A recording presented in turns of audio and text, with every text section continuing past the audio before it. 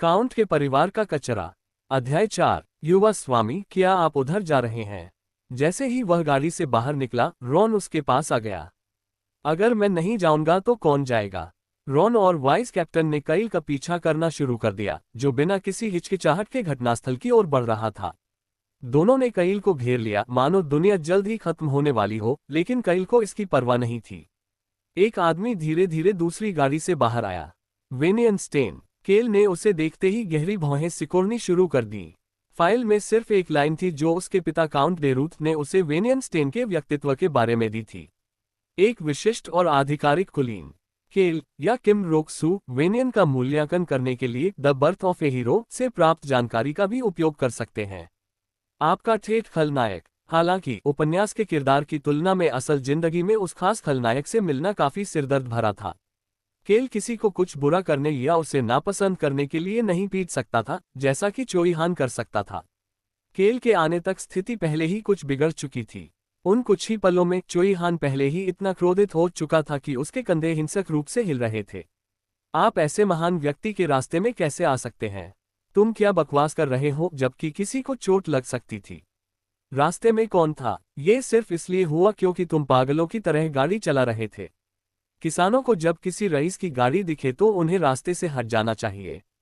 यह मेरी गलती नहीं है कि यह किसान इतना मूर्ख था कि वह बिना हिले डुले वहीं खड़ा रहा। चोई हान वेनियन के एक अनुचर के साथ बहस कर रहा था, और हंस, जो चोई हान के बगल में खड़ा था, उसके चेहरे पर शिकन थी जब वह केल के पास गया और उसके कान में कुछ फुसफुसाया।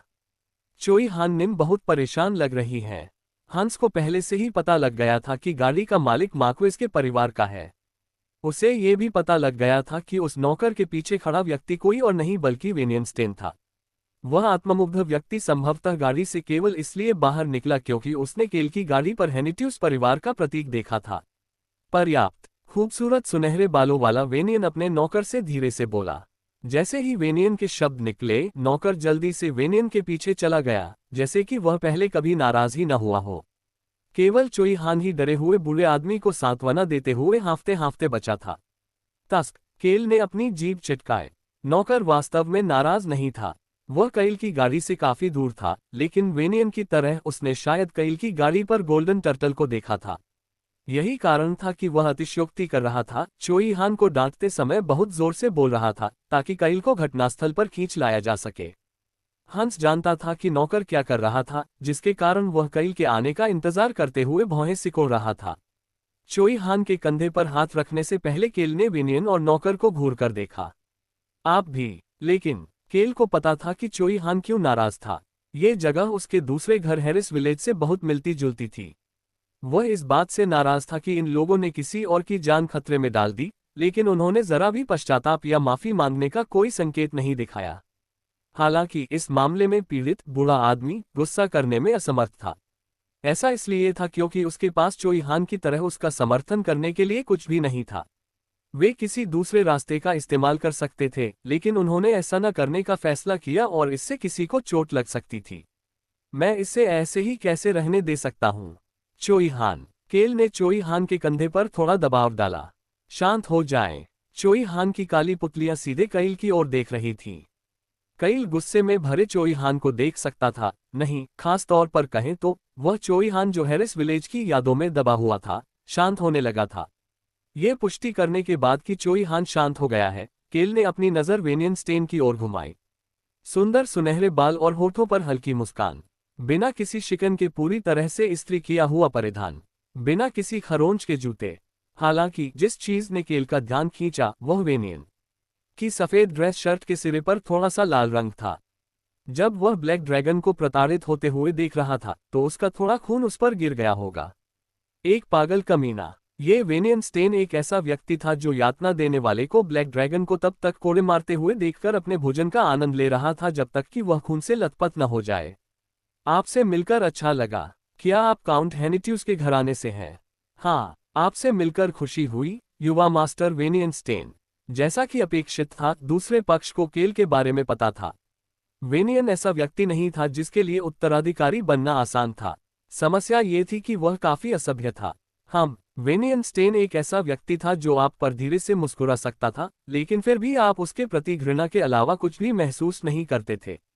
मेरे पास इस क्षेत्र में आने का कोई कारण नहीं था और मैंने केवल कहानियां सुनी हैं, लेकिन मैंने सुना है कि काउंट के परिवार में कोई ऐसा व्यक्ति था जो एक स्वतंत्र आत्मा था और कुलीन नहीं लगता था। वेनियन ने केल को देखते हुए मुस्कुराया। ये बहुत ही परेशान करने वाला नजारा था, जैसे कि वह कुछ शुरू करने की कोशिश कर रहा हो। मैंने सुना है कि युवा मास्टर बेसन हेनिट्यूस पिछले साल से सभी कुलीनों की सभाओं में भाग ले रहे हैं। जिस चीज के बारे में आप पहले से ही जानते हैं, उसके बारे में क्यों पूछें? केल को इस तरह की छोटी छोटी बातें करने का हुनर नहीं था, इसलिए वह मुस्कुराया और सम्मानपूर्वक जवाब दिया, हाँ, मैं सचमुच वही कूड़ा हूं। कचरा। जिस क्षण ये शब्द केल के मुंह से निकला, वेनियन का नौकर चौंक गया।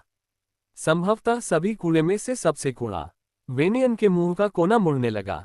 उसके हाव भाव से ऐसा लग रहा था कि उसने पहले कभी ऐसा पागल व्यक्ति नहीं देखा था, लेकिन केल को इसकी परवाह नहीं थी।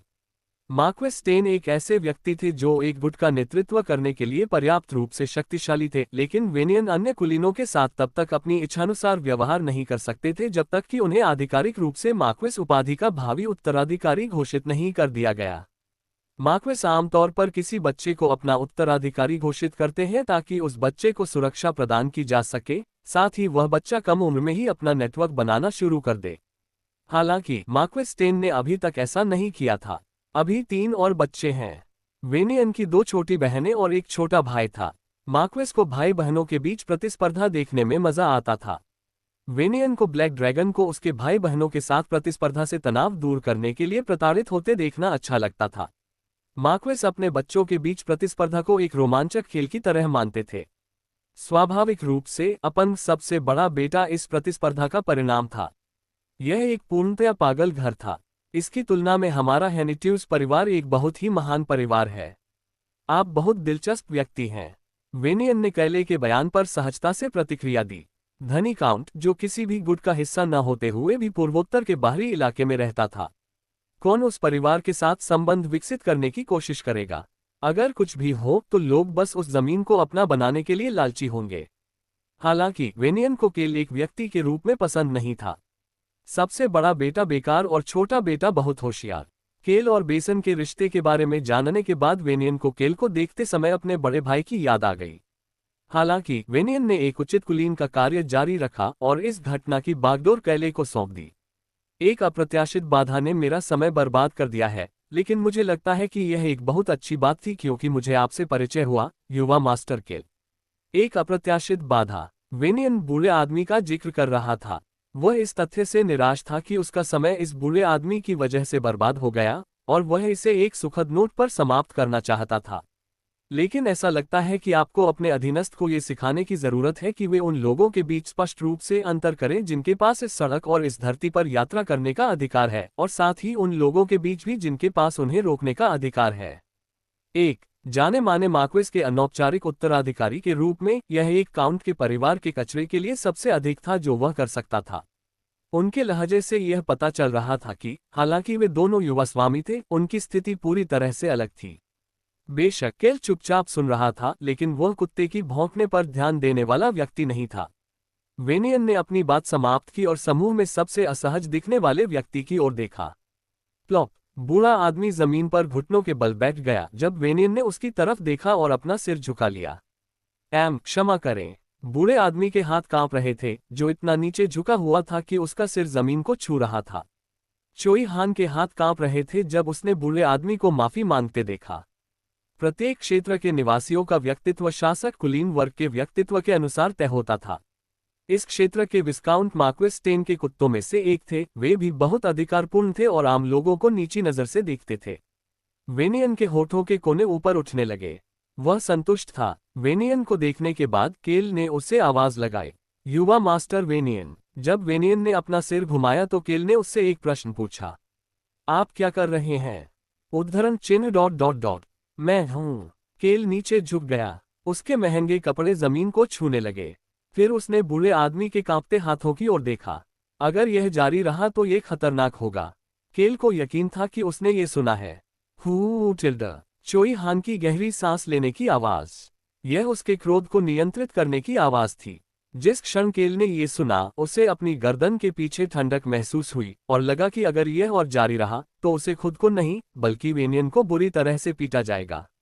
उसे इस बात से कोई फर्क नहीं पड़ता था कि वेनियन को बुरी तरह पीटा गया या नहीं, लेकिन चोई हान किसी रईस को मुक्का नहीं मार सकता था जब तक कि वह उसके साथ जुड़ा हुआ था। केल ने बूढ़े के कंधे पर हाथ रखा। वेनियन की भौं फड़कने लगी। एक रईस का हाथ एक आम आदमी के कंधे पर था। बूढ़ा आदमी बहुत हैरान लग रहा था जब उसने अपना सिर उठाकर केल की ओर देखा। हाँ हाँ, केल ने सहजता से पूछा। बार कहाँ है? माफ करें, मुझे स्वादिष्ट शराब कहाँ मिल सकती है? जैसा कि आपने सुना है, मैं बेकार हूँ। अगर मेरे पास पीने के लिए कुछ न हो तो मैं सुबह तरोताज़ा महसूस नहीं करता। मुझे ये सुनिश्चित करने के लिए शराब पीने की जरूरत है कि कल का दिन भी बढ़िया रहे। इसलिए केल ने बूढ़े आदमी के शरीर के ऊपरी हिस्से को ऊपर उठाया। वेनियन, जो केल को देख रहा था, ने चुपचाप केल का मूल्यांकन किया और केल द्वारा शराब का जिक्र सुनने के बाद अपना सिर हिलाया। जिस तरह से आगे बूढ़े आदमी की हिलती हुई पुतलियों से नजरें मिलाते हुए केल ने अपनी बात जारी रखते हुए भौहें सिकोड़नी शुरू कर दी। क्या तुम उठने वाले नहीं हो? बूढ़ा आदमी हिचकिचाया और वेनियन और केल के बीच आगे पीछे देखा। केल ने उसे अनदेखा कर दिया और फिर उठकर अपना हाथ, जो एक आम आदमी के कंधे पर था, वेनियन की ओर बढ़ाया। आज आपसे मिलकर बहुत अच्छा लगा, युवा मास्टर वेनियन। केल हाथ मिलाने के लिए कह रहा था। वेनियन चुपचाप वहां खड़ा रहा और केल को देखता रहा। उसी समय वेनियन का एक नौकर उनके पास आया और वेनियन से धीरे से फुसफुसाया। हालांकि यह इतनी तेज थी कि सभी सुन सकते थे। युवा स्वामी, हम पहले ही काफी देर कर चुके हैं। उद्धरण चिन्ह डॉट डॉट डॉट। कुलीन लोगों के बीच बातचीत में बाधा मत डालो। वेनियन ने बिना किसी मुस्कान के अपने नौकर की तरफ देखा और नौकर ने जल्दी से झुककर प्रणाम किया। वेनियन ने एक बार फिर मुस्कुराते हुए केल का हाथ पकड़ लिया। मैं अभी चला जाऊंगा क्योंकि मैं बहुत व्यस्त हूं। फिर उसने हाथ छोड़ दिया। ये बहुत ही छोटा हाथ मिलाना था। केल ने जवाब देते हुए नशे में धुत व्यक्ति की तरह मुस्कुराना शुरू कर दिया। अगर हम राजधानी में मिले तो साथ में शराब पेंगे। उद्धरण चिन्ह डॉट डॉट डॉट। मुझे नहीं लगता कि हम एक ही चीज की सराहना करेंगे, लेकिन यकीन है। वेनियन की मुस्कान गुनगुनी थी। केल ने इस बातचीत को खत्म करने के लिए कुछ बड़ा करने का फैसला किया। हाँ, आज हमारी बातचीत के आधार पर ऐसा लगता है कि केवल युवा मास्टर वेनियन ही स्टैन परिवार के भावी कुलपति बनने के हकदार हैं। आप बहुत अच्छे व्यक्ति हैं। कुलपति, उस शब्द से वेनियन की आंखें धुंधली हो गईं। जैसा कि केल ने उम्मीद की थी, वेनियन एक बार फिर से खिलखिलाकर मुस्कुराने लगा और केल की भी तारीफ करने लगा। युवा मास्टर केल भी बहुत दिलचस्प और स्वतंत्र व्यक्ति हैं। आइए हम भविष्य में फिर से मिलें। नहीं, मुझे तुमसे दोबारा कभी मिलने की कोई इच्छा नहीं है। अगर मैं मिल भी जाऊंगा तो बहुत दूर से। केल ने अपनी सच्ची भावनाओं को छिपाया और सिर हिलाया। वेनियन जल्दी से अपनी गाड़ी पर वापस आ गया, जैसे कि वह वास्तव में व्यस्त था, और गायब हो गया। केल ने चोई हान के कंधे को थपथपाने से पहले गाड़ी को गायब होते देखा। आधे कुलीन लोग ऐसे ही हैं। चोई हान के कंधे कैले के शब्दों से हिल गए, लेकिन कैले पहले से ही फिर से बूढ़े आदमी के सामने बैठा था। बूढ़े आदमी, तुम उठ नहीं सकते। क्या तुम्हारे पैर में चोट लग गई है? पट पट। केल ने ये कहते हुए बूढ़े आदमी के शरीर का निरीक्षण किया। उसे कोई चोट नहीं लगी। केल ने भ्रमित भाव से उस आदमी को देखना शुरू किया। फिर उसने चोई हान को बुलाया। चोई हान। जवाब देने के बजाय चोई हान ने केवल बैठे हुए केल की पीठ की ओर देखा। तुम इस बूढ़े आदमी को घर ले जाओ। नहीं, मैं ठीक हूं। जिस बार की तुम बात कर रही थी, कोई जरूरत नहीं। मैं पीने के मूड में नहीं हूं। केल ने बूढ़े आदमी को उसे बार की ओर ले जाने से रोका और चोई हान की ओर देखा, जो उसके बगल में खड़ा था। चूंकि आपने उसे बचा लिया है, तो बेहतर होगा कि आप उसे पूरी तरह से बचाकर सुरक्षित घर वापस ले जाएं। चोई हान का मुंह एक दो बार खुला और बंद हुआ, लेकिन वह कुछ बोल नहीं सका। उस समय बूढ़े आदमी की आवाज केल के कानों में भर गई। मेरे यहाँ शराब बिकती है। हम, बूढ़े आदमी, तुम्हारा घर एक बार था। केल की आंखों से पता चल रहा था कि वह वाकई हैरान था। बूढ़ा आदमी अजीब तरह से मुस्कुराया, लेकिन थोड़े ज्यादा सहज भाव से बोलना जारी रखा। हाँ सर, यह इस गांव की एकमात्र सराय है। इसमें बार और रेस्तरां भी है। चूंकि यह एकमात्र सराय है, इसलिए ये सबसे अच्छी जगह होगी। हंस। केल के कुछ और कहे बिना ही हंस ने जल्दी से बूढ़े आदमी के पास जाकर उसे उठने में मदद की और फिर सराय के बारे में पूछना शुरू किया। जैसे ही वे दोनों आगे बढ़ने लगे, उनके आसपास हलचल शुरू हो गई। रॉन जल्दी से केल के पास गया और केल के कपड़ों से धूल झाड़ दी। उपकप्तान और समूह के बाकी लोग गांव के प्रवेश द्वार की ओर बढ़ गए। वहां केवल केल और चोई हान ही बचे थे। उद्धरण चिन्ह ... कैलेनिम, क्या तुम नाराज तो नहीं हो? किस बारे में? चोई हान एक पल के लिए झिझक गया और आगे बोल नहीं सका। केल ने बोलना शुरू करते ही अपने कंधे उचका दिए। ये तथ्य कि उसने मुझे नीची नजर से देखा, या उसने आपसे ऐसा अविश्वसनीय बयान कैसे दिया? कैसे उसने उस बूढ़े व्यक्ति को लगभग मार डाला और माफी मांगने के बजाय कहा कि वह एक बाधा था? केल की आवाज शांत और दृढ़ थी। वह बिल्कुल भी नाराज नहीं लग रहा था, बल्कि वह उदासीन लग रहा था। केल बोलता रहा, क्या आपको अपने सामने किसी को देखकर आगे बढ़ते रहना चाहिए? आपने उससे बचने की कोशिश क्यों नहीं की? क्या आपको नहीं लगता कि आप उस बूढ़े व्यक्ति को चोट पहुंचा सकते थे? आप कैसे कह सकते हैं कि जब आप किसी व्यक्ति को लगभग मार ही डालने वाले थे, तो वह आपके लिए बाधा बन गया था? चोई हान ने कैल की ओर ध्यान दिया, जो दूर की पर्वत श्रृंखला को देख रहा था।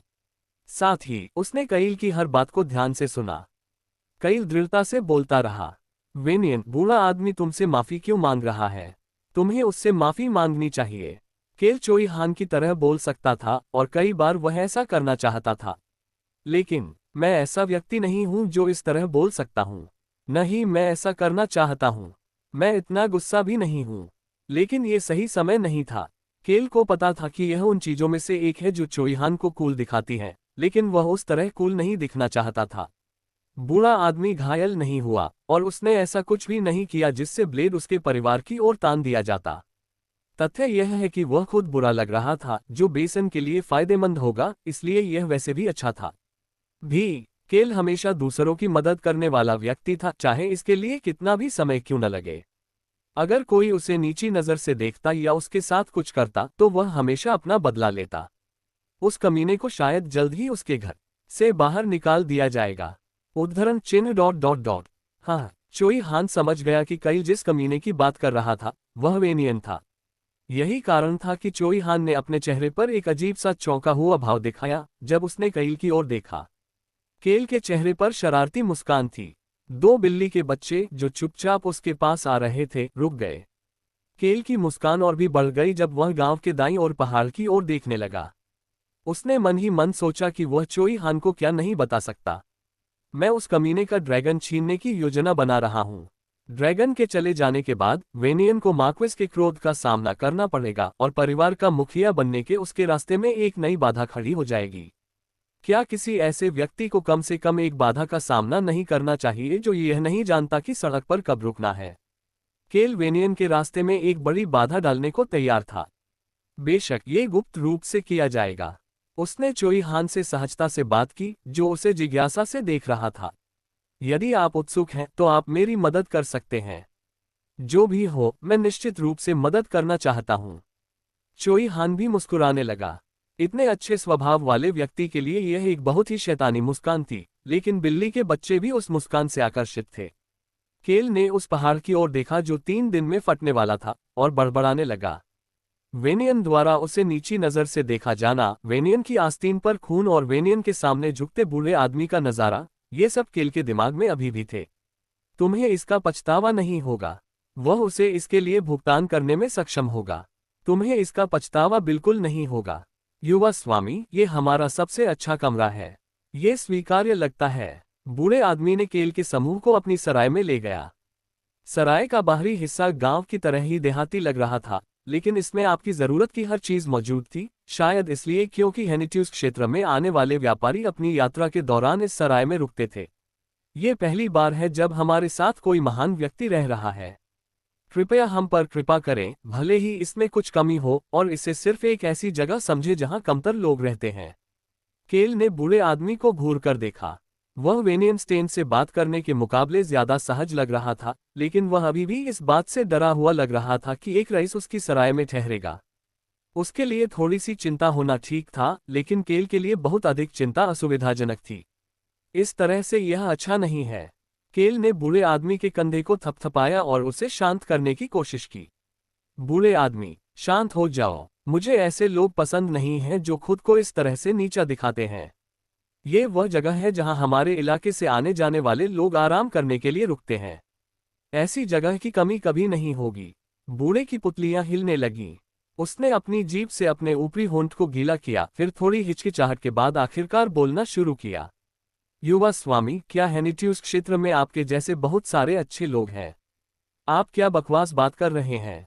माफ करें, मैं अपने इलाके का सबसे बड़ा कूड़ा हूँ। तुम जिस किसी को भी पाओगे उसका व्यक्तित्व मुझसे बेहतर होगा।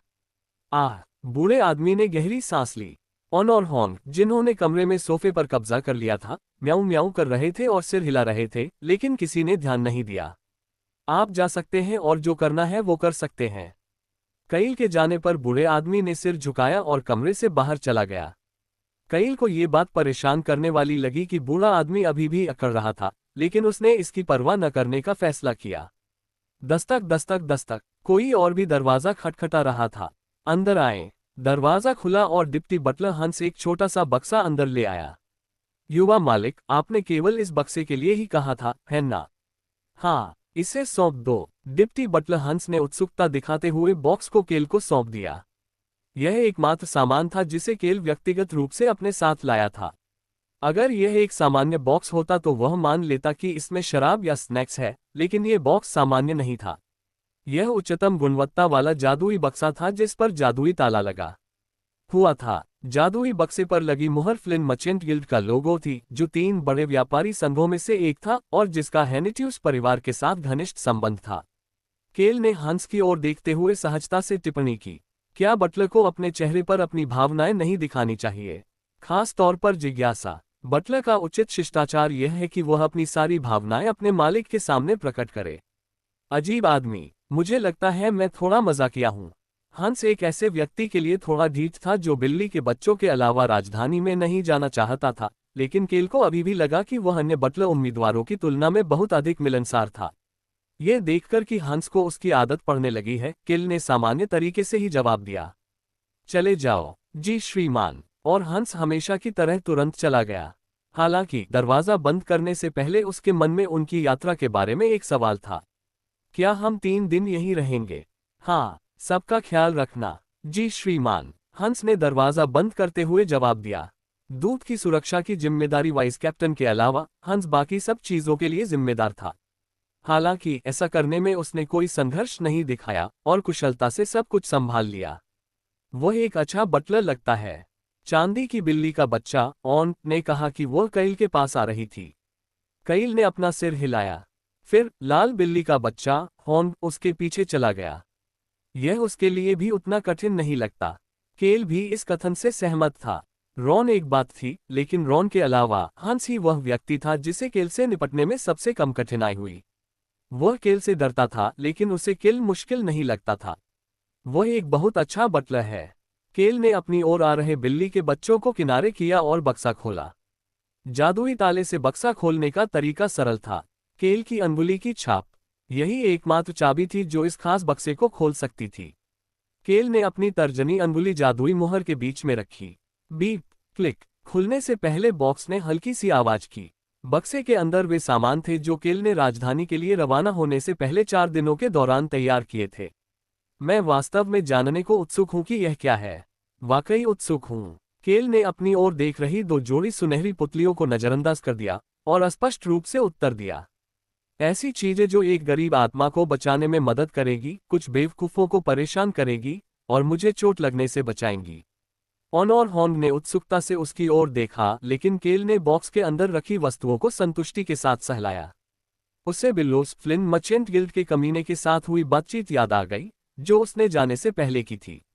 युवा स्वामी, आप इन चीजों का उपयोग कहाँ करने की योजना बना रहे हैं? मुझे समझ नहीं आता कि मुझे तुम्हें ये क्यों समझाना पड़ेगा। उद्धरण ...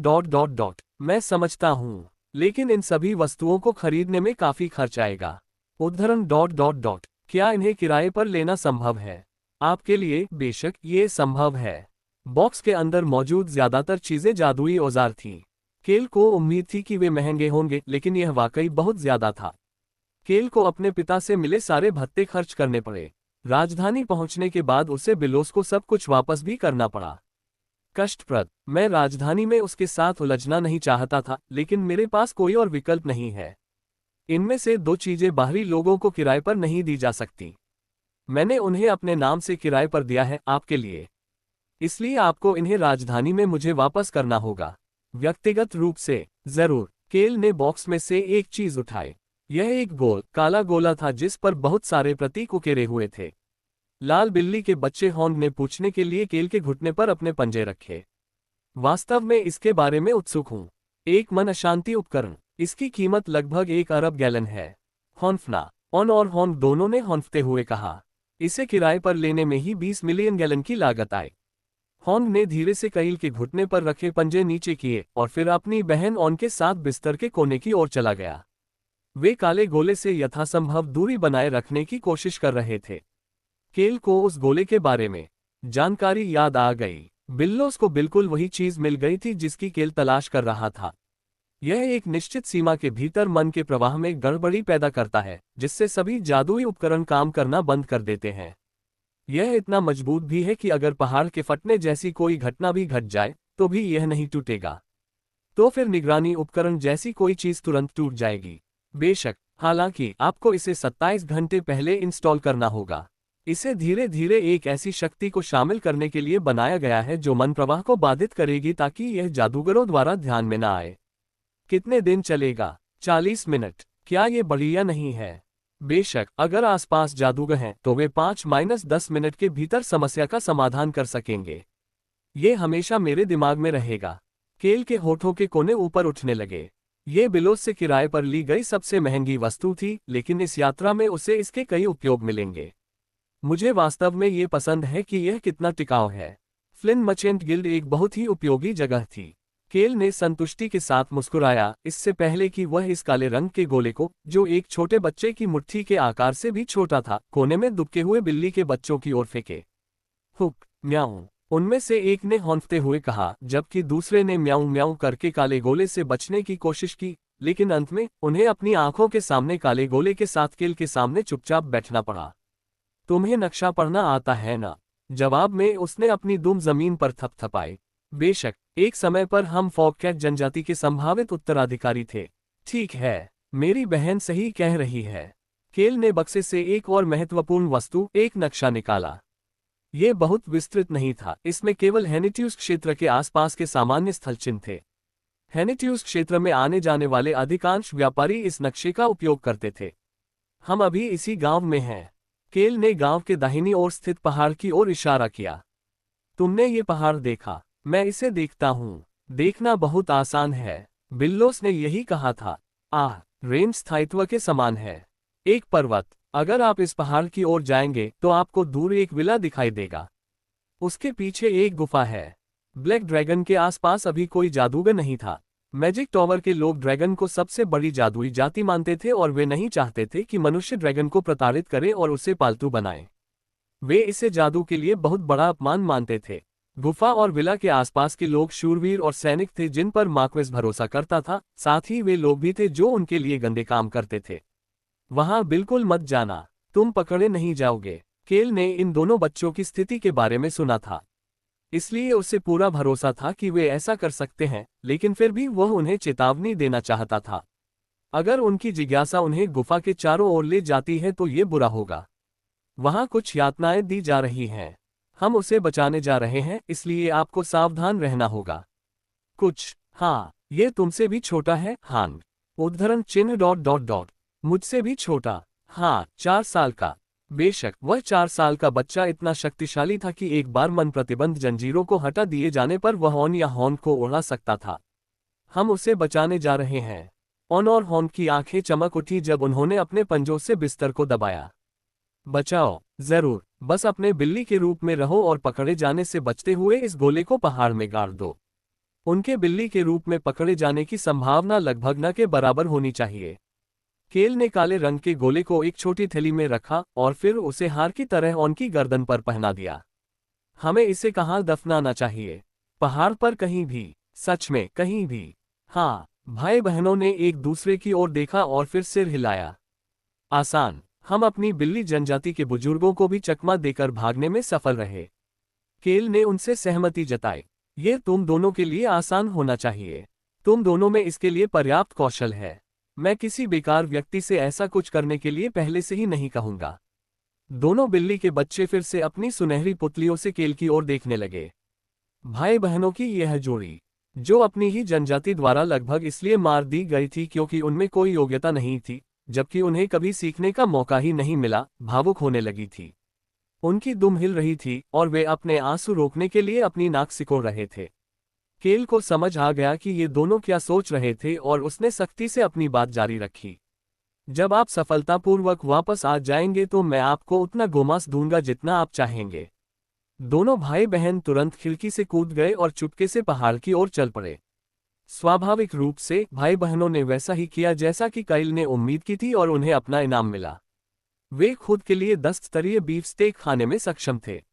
अगले दिन काइल ने नींबू पानी पिया जिसे पीने की उसे अब आदत हो गई थी, और चोई हान से पूछा, क्या आपने कभी ड्रैगन देखा है?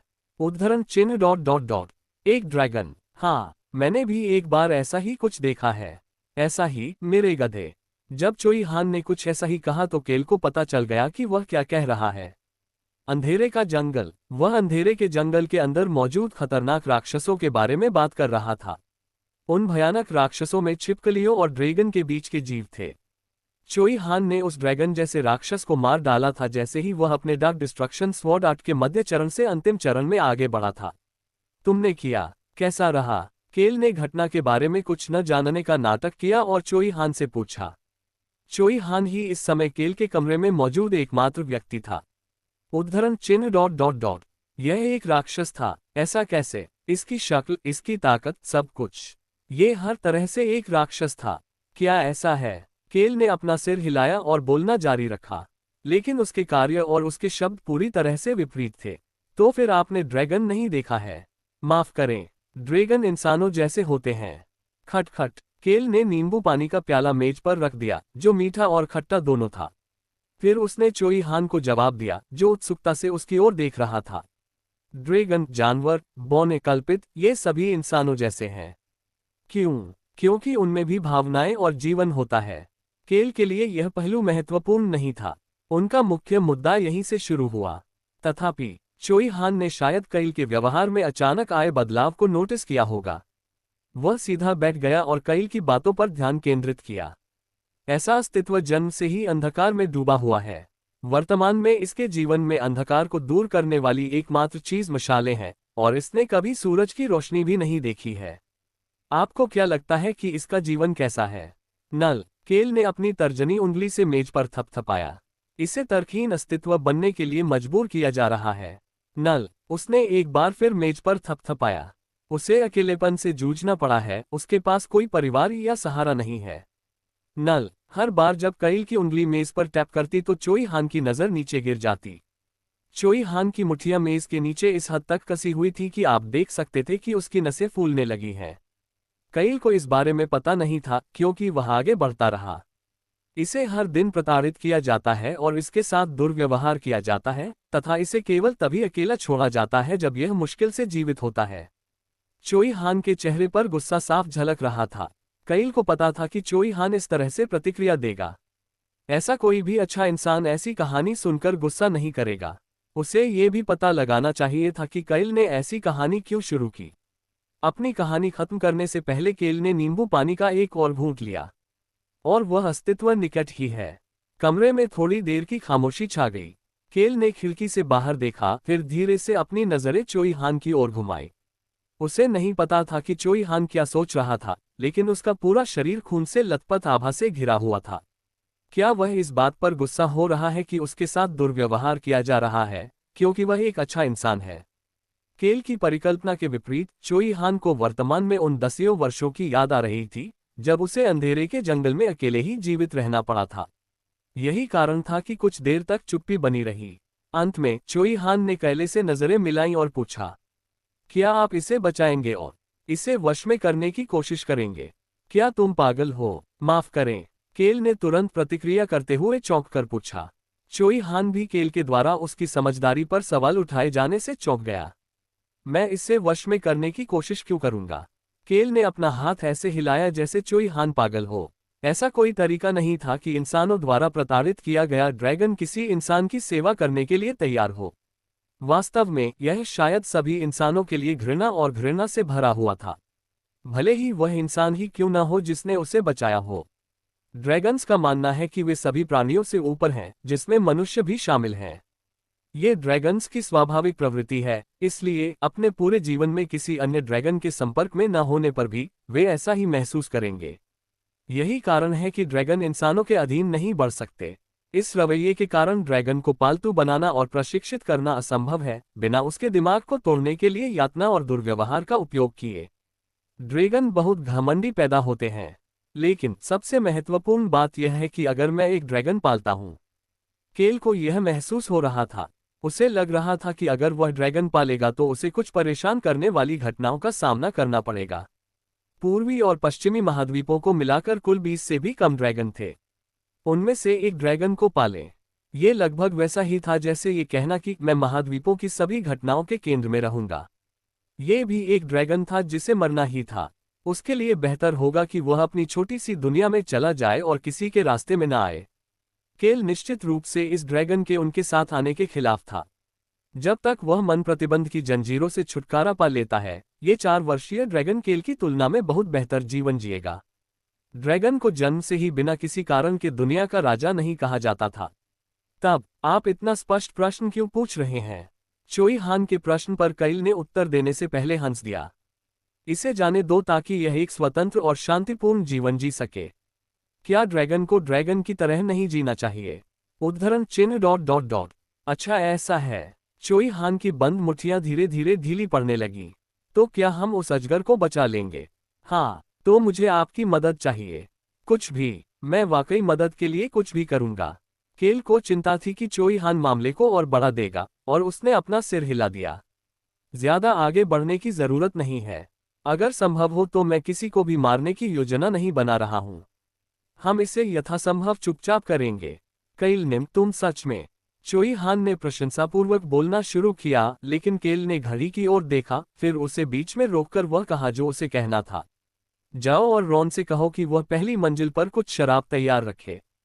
क्या अंतर है? केल पहले पीने के लिए तैयार था। उसने पीना शुरू कर दिया, हालांकि दिन का मध्य भाग था। चोई हान बस वहीं बैठा रहा और अपने चेहरे पर उलझन लिए इधर उधर देखता रहा। उसके अलावा बाकी सभी लोग शांत दिख रहे थे। उस शांत वातावरण के बीच में केल हेनिट्यूस था, जो एक के बाद एक बोतल पी रहा था। उसके चेहरे पर बढ़ती लाली उसे देखने वाले को यह एहसास करा रही थी कि वह नशे में है। क्या उसे इतना पीने देना ठीक है? चोई हान ने हंस की ओर देखा, जो उसके बगल में था, और पूछा। डिप्टी बटलर हंस ऑन और हॉर्न को खाना पहुंचा रहा था, जो बिल्ली के रूप में थे। उसे अभी भी नहीं पता था कि वे बिल्ली जनजाति का हिस्सा थे। फिर उसने ताजगी से चोई हान के सवाल का जवाब दिया। हाँ, उसके हाथ में कुछ भी नहीं है, इसलिए ये सुरक्षित है। उसने वादा किया था कि वह कोई बोतल नहीं फेंकेगा। चोई हान केल की सुरक्षा के बारे में बात कर रहे थे, लेकिन हंस खुद के बारे में बात कर रहे थे। बातचीत को एक अजीब मोड़ लेते देख चोई हान चुप हो गए और हंस से दूर चले गए। जब हंस बिल्ली के बच्चों के पास था तो उसे अकेला छोड़ना बेहतर था। इसके बजाय चोई हान ने केल की ओर देखा ताकि यह सुनिश्चित हो सके कि वह सुरक्षित है। मालिक, आपकी शराब का स्वाद बहुत बढ़िया है। मेरी उम्मीद से कहीं ज्यादा बढ़िया। केल को पता नहीं था कि चोई हान उसकी ओर देख रहा था, बल्कि वह सिर्फ शराब की तारीफ करने में लगा हुआ था। वे 2 घंटे से शराब पी रहे थे। कुछ लोग ऐसे भी थे जो शराब नहीं पी रहे थे ताकि कुछ हो न जाए, लेकिन दूध का ज्यादातर हिस्सा उत्सव के माहौल का आनंद ले रहा था। पहले 1 घंटे तक वे सभी बहुत घबराए हुए थे। जब केल ने उन्हें इकट्ठा होने का आदेश दिया, क्योंकि वह शराब पीने वाला था, तो सैनिक अपने हेलमेट पहने हुए दिखाई दिए। केल को इस पर यकीन नहीं हुआ, लेकिन उसने उनसे कहा कि वह उन्हें आराम देने के लिए कोई बोतल नहीं फेंकेगा। ये गांव भले ही छोटा है, लेकिन इसके आसपास बहुत सारे पहाड़ हैं। शराब एक खास शराब है जिसे मैंने पहाड़ से मिलने वाले फलों और जड़ी बूटियों से बनाया है, इसलिए ये थोड़ी महंगी है। जैसा कि बूढ़े आदमी ने बताया, शराब का स्वाद वाकई बहुत बढ़िया था। केल ने शराब की तारीफ की और बोतल बूढ़े आदमी की तरफ बढ़ा दी। क्या आपके पास ये बहुत सारे हैं? हाँ, काफी कुछ। तो फिर कुछ और ले आओ और इसे यहाँ सभी को भेज दो। युवा मालिक, आपको इसकी जरूरत नहीं है, उपकप्तान ने लाल चेहरे के साथ चिल्लाकर कहा, लेकिन उसकी नजरें केल के हाथ में रखी बोतल पर टिकी थी। बाकी सैनिक भी उसी चीज को देख रहे थे। स्वाभाविक रूप से केल को पता था कि वे क्या सोच रहे थे। बस पी लो, मैं तुम्हें पीने के लिए कह रहा हूं, समझे? वहां मौजूद सभी सैनिकों की आंखें चमक उठीं। ये पहली बार था जब वे केल के हाथों में बोतल देखकर उत्साहित हुए। केल ने उत्सुकता से सराय मालिक को वहां मौजूद सभी लोगों के लिए शराब और नाश्ता लाते हुए देखा। केल हेनिट्यूस, इस व्यक्ति में शराब के प्रति बहुत सहनशीलता थी। सभी को लगता था कि उसकी सहनशीलता कम है क्योंकि उसका चेहरा आसानी से लाल हो जाता था और जब भी वह शराब पीता था तो हंगामा मचाता था, लेकिन सच्चाई यह थी कि वह ये सब बिना नशे के ही करता था। यही कारण था कि केल का सिर अभी पूरी तरह से साफ था। चोई हान की ओर देखने और बोलने से पहले उसने लगभग 30 मिनट तक शराब पी। चोई हान, आओ मेरा साथ दो, मैं अब आराम करने जा रहा हूँ। युवा स्वामी, मैं ये करूँगा। कोई बात नहीं वाइस कैप्टन, आज थोड़ा आराम करो। बाकी सैनिक भी, क्या तुम कल किसी लड़ाई में नहीं लड़े थे? यह कोई खतरनाक इलाका नहीं है और मुझे गार्ड ड्यूटी पर तैनात सैनिकों के लिए बुरा लग रहा है, लेकिन बाकी तुम आराम करो और मौज करो। युवा मास्टर, मैं थक गया हूँ। अलविदा। अगर उपकप्तान या अन्य लोग उसका पीछा करते तो ये जटिल हो जाता। शुक्र है कि चोई हान को उसका समर्थन करते देखकर उनमें से कोई भी उसके पास नहीं गया। ऐसा शायद इसलिए हुआ क्योंकि चोई हान ने बिल्कुल भी शराब नहीं पी थी और वह वहां सबसे मजबूत व्यक्ति भी था। उन्हें चिंता करने की कोई बात नहीं थी क्योंकि ऐसा व्यक्ति कैल की रखवाली करने वाला था। सिर्फ एक व्यक्ति बचा है। गेट पर और सराय के आसपास के गार्ड से बचना आसान था, लेकिन रॉन अभी भी बचा हुआ था। हंस और रॉन कभी भी कमरे में नहीं आते अगर वह उन्हें अंदर न आने के लिए कहता। हालांकि दोनों के बीच अंतर यह था कि हंस इतना कुशल नहीं था कि यह जान सके कि कैल अभी भी कमरे में है या नहीं, जबकि रॉन इतना कुशल था कि वह आसानी से बता सकता था कि कैल चुपके से बाहर निकल गया है या नहीं। ऐसा नहीं है कि उस बूढ़े आदमी को इस बात की परवाह होगी कि मैं क्या कर रहा हूं। हकीकत में रॉन को इस बात की परवाह नहीं थी कि कैल चुपके से बाहर निकल गया या नहीं और एक बार बाहर निकलने के बाद उसने क्या किया। अब तक वह इसी तरह से रहा था। हालांकि कैल नहीं चाहता था कि भविष्य में चीजें परेशान करने वाली हो, इसलिए उसने रॉन को पहले ही बता देने का फैसला किया। रॉन को चोई हान के पीछे आते देख केल ने तुरंत रॉन को इसकी सूचना दी। रॉन, मैं खेलने जा रहा हूं। यह एक रहस्य है, समझे? इस बूढ़े आदमी को शराब पीना पसंद था, लेकिन आज रात उसने एक भी बूंद नहीं पी। इसके बजाय वह सारी रात सिर्फ केल को घूरता रहा। वह वाकई एक डरावना व्यक्ति था। रॉन की यह सौम्य मुस्कान जो उसे अभी दे रही थी, उससे भी ज्यादा डरावनी थी। मैं समझ गया, मैं तुम्हारा इंतजार करूंगा। नहीं, मेरा इंतजार करो मेरे गधे। जैसा कि अपेक्षित था, रॉन ने बिना कुछ कहे सहमति जता दी। चोई हान के द्वारा कैल को सहारा दिया जाता रहा जब वह अपने कमरे में गया। मैं आराम करने जा रहा हूँ। हंस, रॉन, जब तक कोई आपातकालीन स्थिति ना हो मुझे जगाने के लिए अंदर मत आना। तुम्हें पता है कि जब कोई मेरी नींद में खलल डालता है तो मैं कैसा महसूस करता हूँ, है ना? अतीत में जब रॉन के घर में केल को जगाने के लिए एक नौकर को गालियों की बौछार झेलनी पड़ी थी। हालांकि केल ने किसी को शारीरिक रूप से नहीं मारा था, लेकिन वह नौकर एस्टेट में घूम घूम कर सभी अन्य नौकरों को बता रहा था कि उसे कैसा महसूस हो रहा है जैसे उसे गालियों की बौछार से मारा गया हो।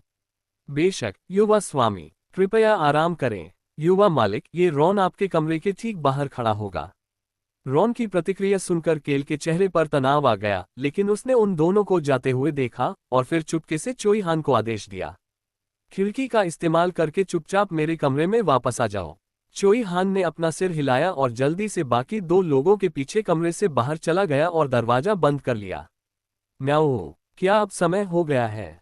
केल ने ऑन और हॉन की ओर सिर हिलाया, जो उसके पीछे पीछे उसके कमरे तक आए और तुरंत बक्सा खोल दिया। क्लिक करें। जादुई ताला खुल गया और केल ने बॉक्स के अंदर से एक कपड़ा निकाला। जैसे ही उसने कपड़े बदलने का काम पूरा किया, चोई हान खिड़की से अंदर आया और फिर उसकी आंखें चौंक कर चौड़ी हो गईं। केल ने मुखौटा पहनने से पहले केल ने अपने हाथ में पकड़ी काली पोशाक चोई हान की ओर फेंक दी। आप भी इसे पहने। कल का गोला जादुई रिकॉर्डिंग डिवाइस को कुछ समय के लिए बंद कर देगा, लेकिन यह पर्याप्त नहीं था। केल पकड़ा नहीं जाना चाहता था, इसीलिए वह दिन के मध्य से ही शराब पी रहा था और ये पोशाकें तैयार कर रहा था।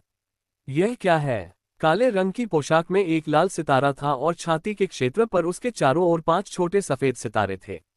यह क्या है? गुप्त संगठन का पहनावा। The birth of A hero उपन्यास में गुप्त संगठन की पोशाक के बारे में स्पष्ट और सटीक तरीके से बताया गया है, जिससे चोई हान बार बार टकराता है। इस पोशाक को कैल ने यथासंभव सटीक तरीके से व्याख्या करने के बाद विशेष रूप से ऑर्डर किया था। सुरक्षा के लिहाज से कईल ने पोशाक को अलग से बनवाया और खुद ही सितारे जोड़े। यही कारण था कि नजदीक से देखने पर यह थोड़ा भद्दा लगता था, लेकिन दूर से देखने पर यह काफी अच्छा लगता था। जो लोग इस पोशाक को देखेंगे उन्हें सिलाई की भद्दी बात याद नहीं रहेगी, उन्हें बस इतना याद रहेगा कि यह एक काली पोशाक थी जिसमें एक लाल सितारा और 5 सफेद सितारे थे। वेनियन के लिए, जो मार्क्वेस की तरह गुप्त संगठन से व्यक्तिगत रूप से नहीं मिला है, इस पोशाक को देखने वाले अधीनस्थों की रिपोर्ट निश्चित रूप से उसे काफी सिरदर्द और गुस्सा देगी। उद्धरण चिन्ह ... क्या हम कुछ बुरा कर रहे हैं? चोई हान ने केल को जवाब न देते देख एक बार फिर पूछा। केल को काले नकाब में देखकर वह निश्चित रूप से खलनायक जैसा लग रहा था। हाँ, हम कुछ बुरा कर रहे हैं। केल ने मुखौटे के नीचे मुस्कुराना शुरू कर दिया। हम वेनियन के साथ कुछ बुरा कर रहे हैं। चोई हान को अंततः बात समझ में आ गई। उसने तुरंत केल के हाथ में मौजूद दूसरे मुखौटे की ओर इशारा किया। कृपया मुझे दे दें। अच्छे लोगों के पास भी कोई न कोई ऐसा होता है जिसे वे पसंद नहीं करते और उसे परेशान करना चाहते हैं। ये 17 वर्षीय इस लड़के के लिए भी अलग नहीं था, जिसने इस दुनिया में दसियों साल अकेले बिताए। और ये बच्चे बिल्ली जनजाति से हैं। वे जानवर लोग हैं। केल ने ऑन और हॉर्न को चोई हान से ऐसे मिलवाया जैसे कि यह कोई बड़ी बात नहीं थी, और उन्होंने बस एक दूसरे को नमस्ते कहा। कैट ट्राइब के बच्चे, जो किसी व्यक्ति के वास्तविक चरित्र के प्रति संवेदनशील थे, उन्हें पहले से ही चोई हान की ताकत के बारे में अच्छी जानकारी थी, और चोई हान ने अपनी यात्रा के दौरान देखा था कि वे आपकी सामान्य बिल्लियां नहीं थीं। वह चोई हान है, ये ऑन है, वह हॉन्ग है। परिचय समाप्त। सभी तैयार हो जाओ। तैयार होने के लिए थोड़ा समय था, तभी केल ने चोई हान को आदेश दिया, जो अभी अभी वही काली पोशाक और काला मुखौटा पहने हुए शौचालय से बाहर आई थी। चल दर। फिर वह दूसरी मंजिल की खिड़की के सामने खड़े होकर बोला, जब तुम खिड़की से बाहर जाओ तो मुझे उठाकर ले जाना। मैं बिना चोट खाए इतनी नीचे नहीं कूद सकता। चोई हान ने पहली बार कईल के सामने आह भरी। ऑन और होन चोई हान के पास गए और उसे सांत्वना देने के लिए अपने पंजों से थपथपाया। कईल ने उन्हें एक बार फिर आगे बढ़ने के लिए प्रेरित किया। जल्दी करो। सराय से सुरक्षित बाहर निकला। समूह विस्काउंट विला और ड्रैगन जेल वाले पहाड़ की ओर चला गया। बिल्ली के बच्चे, ऑन और हॉन्ग ने जिस स्थान पर काले गोले को दफनाया था, वह केल की अपेक्षाओं से परे था। विस्काउंट का विला ड्रैगन की गुफा से 30 मीटर दूर था। ऑन और हॉन्ग ने काले गोले को उस गुफा से 50 मीटर दूर, पेड़ों और झाड़ियों से भरे क्षेत्र में दफना दिया था, जिससे उस गोले को ढूंढना बहुत मुश्किल हो गया था। तुम दोनों अद्भुत हो। ऐसी कोई भी चीज बहुत आसान है। ऑन कह रहा था कि यह आसान है, लेकिन केल देख सकता था कि ऑन की नाक खुशी से हिल रही थी। केल, चोई हान, ऑन और हॉन्ग उस स्थान के चारों ओर झुक गए जहां काला गोला, जिसे आधिकारिक तौर पर मन डिस्टर्बेंस टूल के रूप में जाना जाता है, स्थित था, और गुफा के प्रवेश द्वार की ओर देखा जो 50 मीटर दूर था। साथ ही विस्काउंट के विला की ओर भी देखा जो कुछ दूर था। तुम्हें योजना याद है? केल ने रास्ते में ही योजना के बारे में बता दिया था। हकीकत में कहें तो कोई खास योजना नहीं थी। इस समय कुल 6 लोग पहरे पर हैं। केल को the birth of A hero में पढ़ी गई जानकारी याद आ गई। ब्लैक ड्रैगन ज्यादातर ड्रैगन की तरह ही होशियार था। वह 4 साल तक बंदी रहने के दौरान जानकारी इकट्ठा करता रहा था, और यही वजह थी कि उसने 2 दिन बाद लगभग इसी समय भागने की कोशिश की। विला में कुल मिलाकर लगभग 30 लोग रहते थे। शुरू में यहाँ करीब 100 लोग रहते थे, लेकिन धीरे धीरे ये संख्या कम होती गई क्योंकि पिछले 4 सालों में उन्हें एहसास हुआ कि इस इलाके में कोई भी नहीं आता है। बेशक 30 लोगों में वाइस कैप्टन के स्तर पर 3 उच्च स्तरीय शूरवीर थे, साथ ही 7 मध्यम स्तर के शूरवीर भी थे। सैनिक, यातना देने वाला और बेतरतीब मजदूर भी थे। यहाँ लोगों की संख्या से पता चलता है कि मार्क्वेस इस स्थान पर कितना ध्यान दे रहा है। हालांकि केल के पास चोई हान था। चोई हान ऐसा व्यक्ति था जो रोआन साम्राज्य के सबसे शक्तिशाली शूरवीर को 10 चालों में हरा सकता था। ऐसा कोई व्यक्ति उनके पक्ष में था। मुझे एक बार फिर समझाना चाहिए। गुफा के प्रवेश द्वार पर एक उच्च स्तरीय शूरवीर और 2 मध्यम स्तरीय शूरवीर हैं, साथ ही 2 सैनिक भी हैं। गुफा के अंदर केवल एक उच्च स्तरीय शूरवीर है और यातना देने वाला गुफा के अंत में है। चोई हान टॉर्चरर शब्द सुनकर झेप गया, लेकिन केल को इसकी परवाह नहीं थी। केल को इस बात की परवाह नहीं थी कि चोई हान के दिमाग में अभी क्या चल रहा था। महत्वपूर्ण बात यह थी कि काला गोला जल्द ही सक्रिय हो जाएगा, और उन्हें प्रतिक्रिया में तेजी से आगे बढ़ने की जरूरत थी। विला से लेकर गुफा के प्रवेश द्वार तक स्थित जादुई रिकॉर्डिंग डिवाइस 40 मिनट तक काम नहीं करेंगे। इसका कारण ऑन और हॉर्न द्वारा दफनाए गए काले गोले का प्रभाव है। अलार्म, जादुई जाल और अन्य सभी चीजों के लिए भी यही बात लागू होती है। 40 मिनट तक कुछ भी काम नहीं करेगा। उन्हें इस ड्रैगन को पालतू बनाना था, जो दुनिया का सबसे बड़ा जादू करने वाला प्राणी है, लेकिन वे किसी जादूगर से मदद नहीं मांग सकते थे। यही कारण था कि मार्क्विस स्टेन ने इस क्षेत्र को जादुई वस्तुओं से भरने का फैसला किया। प्रवेश द्वार के आसपास केवल कुछ ही गार्ड होने का कारण ये भी था कि उन्हें अपनी जादुई वस्तुओं पर भरोसा था। यही कारण था कि ड्रैगन के पास भागने के लिए मैना विस्फोट करने के अलावा कोई विकल्प नहीं था। आंख के बदले आंख और पैसे के बदले पैसा। चूंकि मार्क्विस पैसे का इस्तेमाल करता था, इसलिए केल ने भी पैसे का इस्तेमाल किया। केल ने अपनी कमर पर जादू की थैली थपथपाई। यह एक जादुई थैली थी जिसमें आप बहुत सारी चीजें रख सकते थे। इस थैली के अंदर सभी तरह की जादुई चीजें, उपयोगी उपकरण और वस्तुएं थीं। मुझे बस गार्डों को बाहर निकालना है। स्वाभाविक रूप से चुई हान युद्ध कर रहा होगा। जब उसके बगल में इतना मजबूत व्यक्ति था तो केल लड़ने की कोशिश क्यों करेगा? केल को लगा कि कागज से कटने से बहुत दर्द होता है, इसलिए वह तलवार से कटने के बारे में सोचना भी नहीं चाहता था।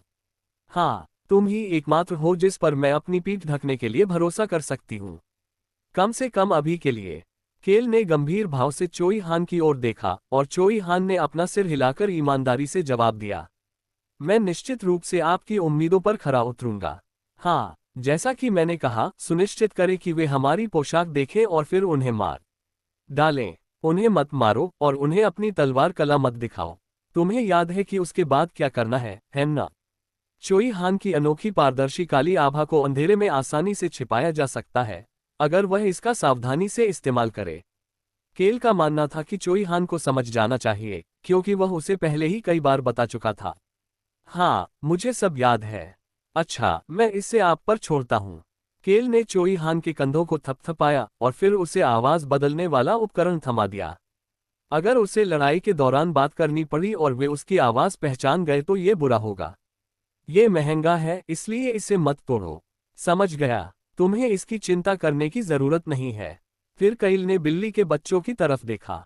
कईल ने उनकी हिलती हुई पूंछों पर प्रतिक्रिया दी, जो कुछ मांग रही थी। जब ये खत्म हो जाएगा तो मैं तुम्हें मांस दूंगा। ये सही जवाब नहीं लग रहा था, क्योंकि वे नाक भान सिकुड़कर दूर चले गए। केल ने इस बारे में ज्यादा नहीं सोचा, बल्कि अपनी घड़ी से समय देखने लगा। 5 मिनट बचे हैं। आसमान में अंधेरा छा चुका था और रात हो चुकी थी। इसके बाद केल ने बिल्लोस के साथ हुई बातचीत को याद किया। जो जादुई वस्तुएं मैना डिस्टर्बेंस टूल से प्रभावित हुई हैं, वे तुरंत काम करना बंद कर देंगी और उनमें से अधिकांश इसे फटने से बचाने के लिए बंद हो जाएंगी। हालांकि उच्चतम गुणवत्ता वाली जादुई वस्तुएं ये संकेत देने के लिए बीप करना शुरू कर देंगी कि वे टूट गई हैं। यह अलार्म जादू की तरह नहीं है, बल्कि यह घड़ी के अलार्म की तरह है। शायद ये बहुत जोर से होगा। मुझे नहीं पता कि आप इसका उपयोग कहाँ करने की योजना बना रहे हैं, लेकिन इसकी आवाज इतनी तेज होनी चाहिए कि दुश्मन उसे सुन सके। बिल्लोस मुस्कुराने लगा और आगे बोलता रहा। हालांकि यदि क्षेत्र में बहुत सारी जादुई वस्तुएं हैं तो संभवतः सभी अलार्म एक ही समय पर बजने से वहां अराजकता फैल जाएगी। केल के लिए अराजकता ही काफी थी। तैयार हो जाओ। बिल्ली के बच्चों ने भी अपने फर के रंग को छिपाने के लिए खुद को कोयले से ढक लिया। फिर वे कईल के पास से चले गए और अंधेरे में गायब हो गए, इस तरह कि कईल उन्हें अब और नहीं देख सकता था। वे दोनों आज दुश्मनों के सामने खुद को नहीं दिखाएंगे। हालांकि केल को पता था कि वे योजना का पालन करेंगे और उसके आसपास रहेंगे। चोई हान ने अपना ब्लेड साफ करने के लिए जिस रूमाल का इस्तेमाल किया था उसे मोड़कर अपनी जेब में रख लिया। जब सारी तैयारियां पूरी हो गईं तो केल खड़ा हो गया। ब्रिंग, जहां केल बैठा था, उसके ठीक नीचे कुछ कंपन होने लगा। काला गोला सक्रिय होना शुरू हो गया था। Click click. केल की घड़ी की सेकंड की सुई धीरे धीरे निर्धारित समय के करीब पहुंच गई। और अंत में अंतिम क्लिक। चल दर। केल के आदेश पर चोई हान ने योजना का पालन किया और तेजी से आगे भागा, जबकि अन्य क्षेत्र में कोहरा बनाना शुरू कर दिया। केल कोहरे के केंद्र में था, जिससे उसे देखना मुश्किल हो गया। उसी समय ब्रररररिंग, काला गोला अंततः सक्रिय हो गया। मुझे लगता है कि वे सभी उच्चतम गुणवत्ता वाली जादुई वस्तुएं नहीं हैं। कुछ जादुई वस्तुओं ने अपनी स्थिति बताने के लिए जोर से बजाना शुरू कर दिया। कोहरे के बीच कैले चोई हान के पीछे पीछे चला और गुफा की ओर बढ़ गया। अब से यह समय के विरुद्ध लड़ाई थी।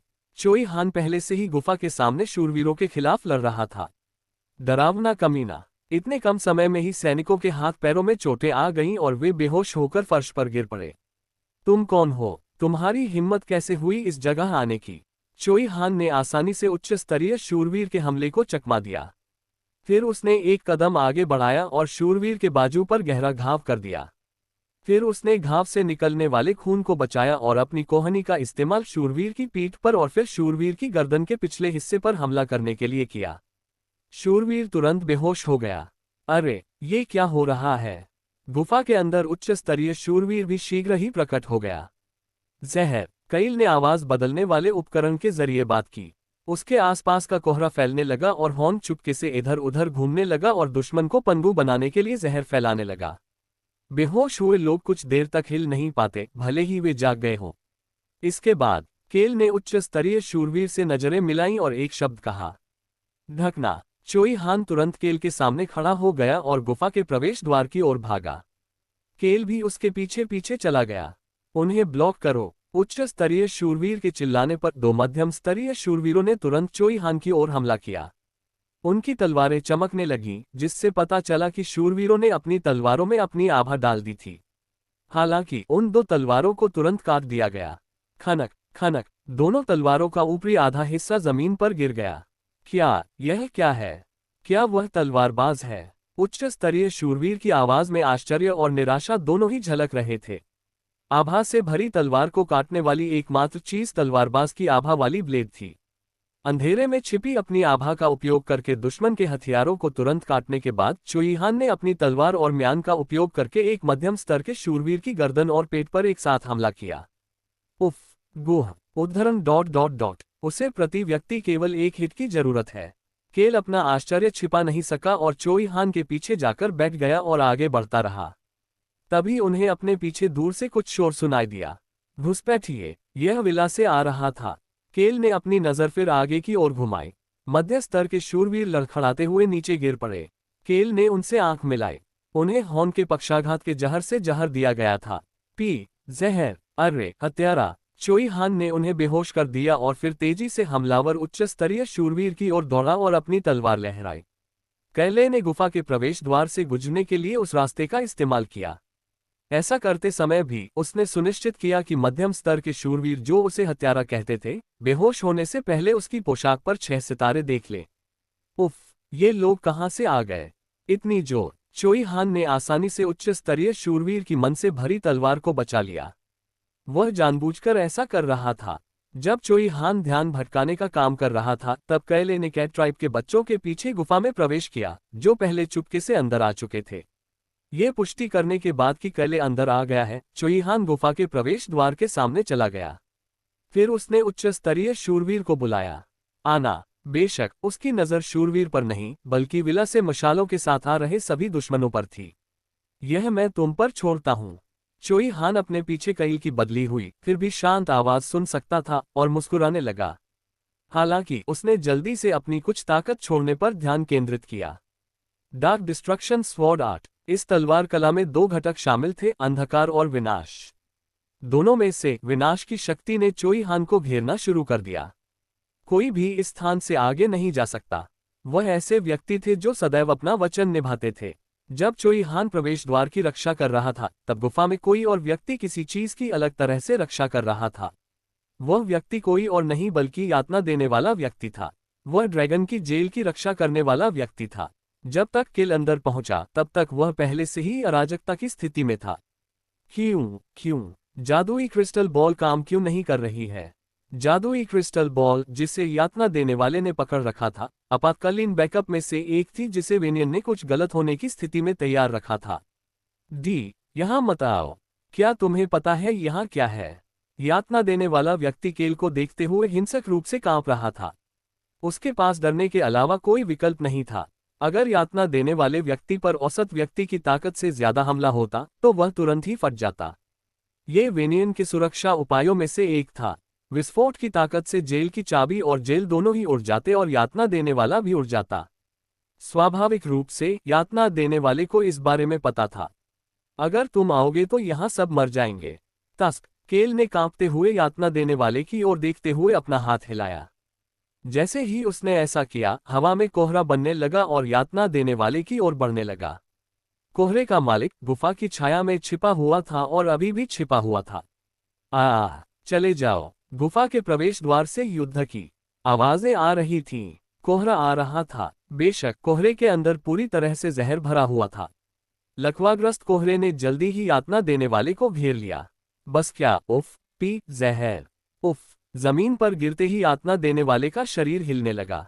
यातना देने वाला इतना भयानक लग रहा था कि वह न तो बोल पा रहा था और न ही हिल पा रहा था, क्योंकि वह जमीन पर जोर से हिल रहा था। केल यातना देने वाले के पास गया और उसके कपड़ों में हाथ डाला। अगर आप उस पर हमला नहीं कर सकते थे तो आपको बस उसे जहर देना था। या तो वह करे या फिर चाबी सौंपने के लिए उससे कोई सौदा करे। हालांकि वह दूसरा तरीका इस्तेमाल नहीं करना चाहता था। ये रहा। केल ने चाबी पकड़ी और यातना देने वाले की आंखें बंद कर दी, जो जहर के कारण बेहोश होने लगा था। केल को आश्चर्य हुआ कि क्या उन्होंने जहर का बहुत ज्यादा इस्तेमाल किया है, लेकिन उसे वास्तव में परवाह नहीं थी।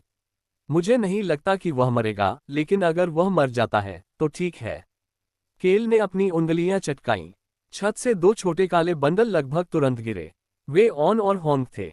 एक बार जब वे मशाल के नीचे आ गए जो केल ने पकड़ी हुई थी, तो वह आखिरकार उन दोनों को स्पष्ट रूप से देख सका। गुफा के सबसे दूर वाले कोने की ओर जाने से पहले केल ने पुष्टि की कि ऑन और हॉन्ग सुरक्षित है। एक बार जब वह वहां पहुंचा तो उसे इस अब बेकार जादुई जेल के अंदर एक मुड़ा हुआ काला अस्तित्व दिखाई दिया। यह ड्रैगन था। ड्रैगन से ज्यादा जिस चीज ने केल को चौंकाया वह था ड्रैगन पर लगा खून और हवा में खून की गंध। केल शीघ्रता से जेल के पास पहुंचा। केल के पास आने पर भी ड्रैगन ने अपनी आंखें बंद रखीं। ड्रैगन शायद इस समय अराजकता की स्थिति में था। केल ने चाबी ताले में डाली और दरवाजा खोल दिया। क्लिक की आवाज के साथ दरवाजा खुला। केल ने धीरे से लोहे का गेट खोला और जेल में दाखिल हुआ। ये जेल कहलाने के लिए काफी बड़ा था। वहां चाबुक और दूसरे यातना देने वाले औजार थे, साथ ही एक आलीशान सोफा भी था जिस पर वेनियन बैठकर देखता था। केल जेल के कोने की ओर चला गया। कोने में घास के ढेर पर लगभग 1 मीटर लंबी एक छोटी सी आकृति लेटी हुई थी।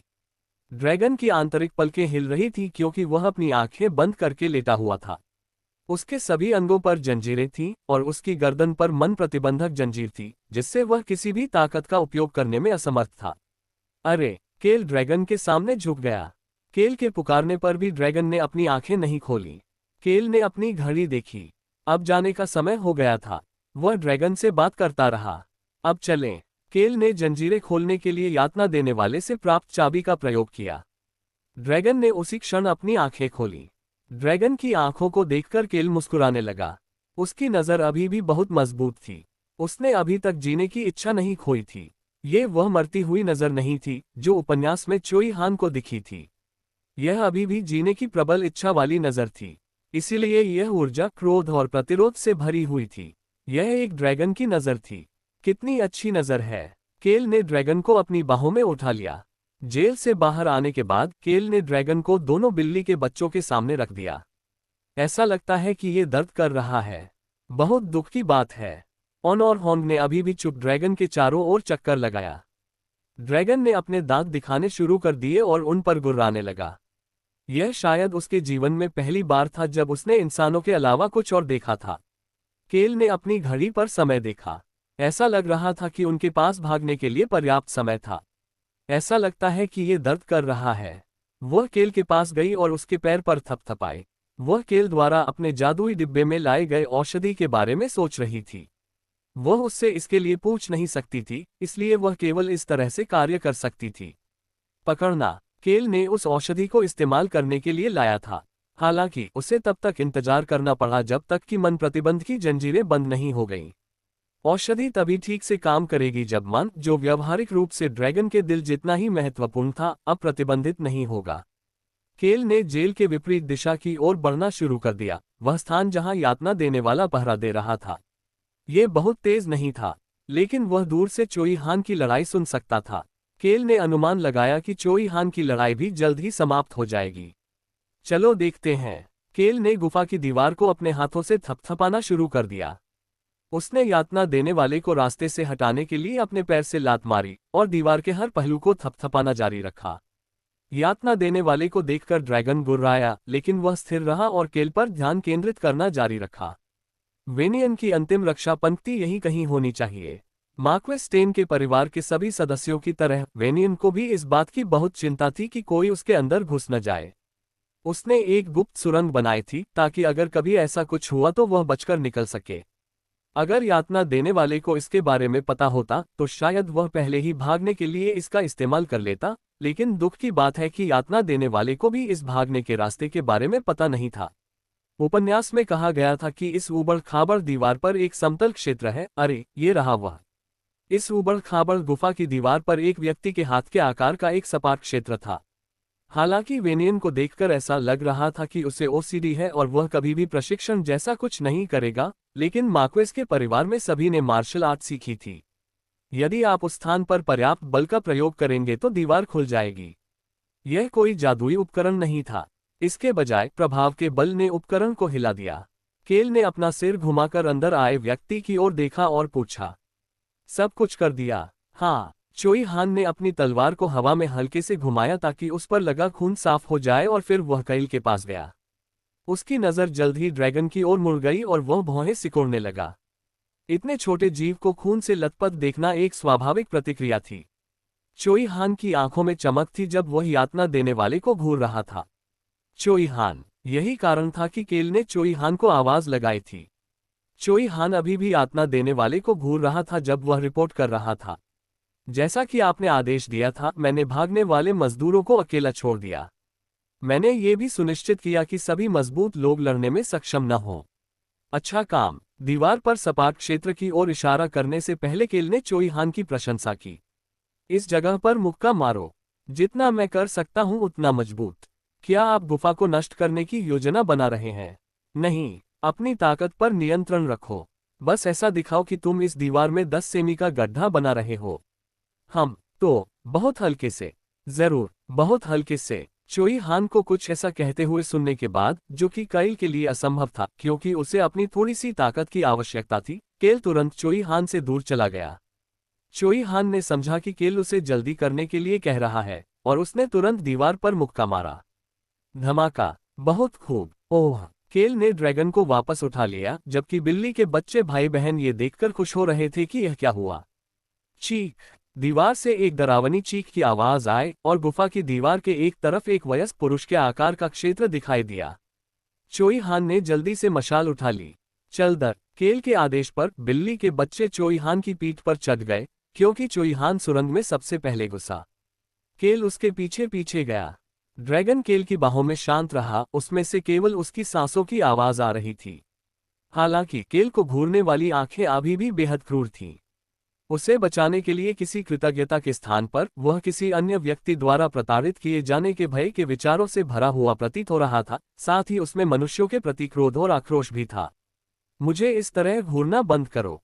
केल ने अपनी बाहों में मौजूद ड्रैगन से सहजता से बात की। आह, मेरी सांस थोड़ी फूल रही है। केल की सांस फूल रही थी क्योंकि वह चोई हान के साथ चलने की कोशिश कर रहा था, जिसे दौड़ने में कोई परेशानी नहीं हो रही थी। क्या मुझे चोई हान को ड्रैगन ले जाने के लिए कहना चाहिए था?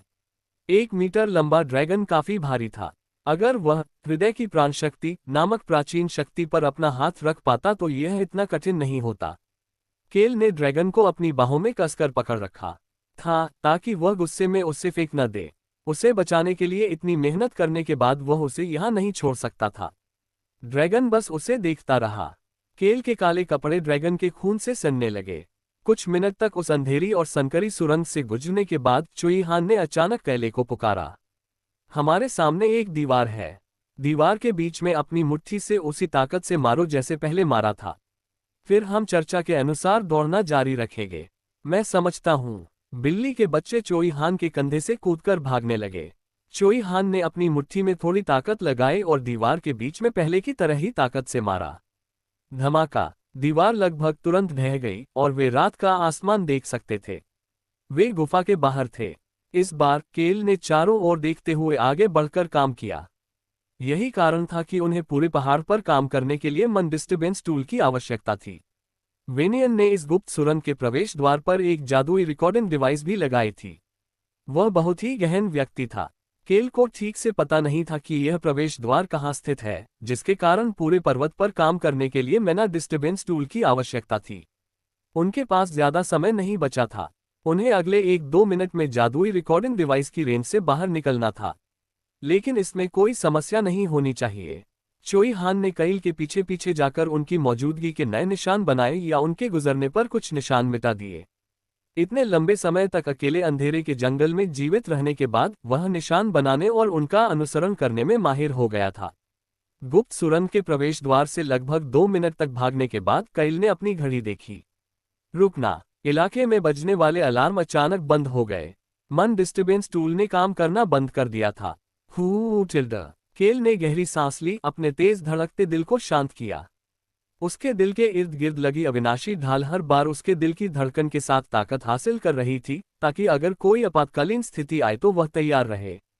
अभी इसका उपयोग करने की मेरी कोई योजना नहीं है। हालांकि केल अभी इस ढाल का उपयोग करने की योजना नहीं बना रहा था। इस ड्रैगन को मुक्त करने और अगले शहर में चोई हान को अलविदा कहने के बाद वह इस ढाल को मजबूत करने के लिए प्राचीन शक्ति, हृदय की जीवन शक्ति प्राप्त करने की योजना बना रहा था। तभी वह ढाल का उपयोग करेगा। अब जब उसे इधर उधर देखने का समय मिल गया था तो केल ने ड्रैगन की ओर देखा। फिर वह मुस्कुराने लगा। विद्रोही नजर गायब हो गई थी और ड्रैगन रात के आसमान को प्रशंसा से देख रहा था। यह पहली बार था जब ड्रैगन ने अपने 4 साल के जीवन में गुफा की दीवारों के अलावा कुछ और देखा था। केल समझ गया कि ड्रैगन क्या महसूस कर रहा था और उसे कुछ और समय देना चाहता था, लेकिन वह ऐसा नहीं कर सका। उसने ड्रैगन को घास पर लिटा दिया और उसे देखता रहा। ड्रैगन ने भी उसे देखा। उसकी आंखें एक बार फिर गुस्से और आक्रोश से भर गई थीं और उसने अपना शरीर सिकोड़ लिया और हमला करने के लिए तैयार दिख रहा था। इसमें कोई आश्चर्य नहीं कि इसे 4 साल तक प्रताड़ित किया जाता रहा। ये बिल्कुल भी पीछे नहीं हटेगा। यही कारण था कि कैल को व्यक्तिगत रूप से यह ड्रैगन पसंद था। ये खुद से अलग था। अनाथ के रूप में दुर्व्यवहार सहते हुए बड़े हुए कैल यानी किम रोकसू ने हार मान ली थी।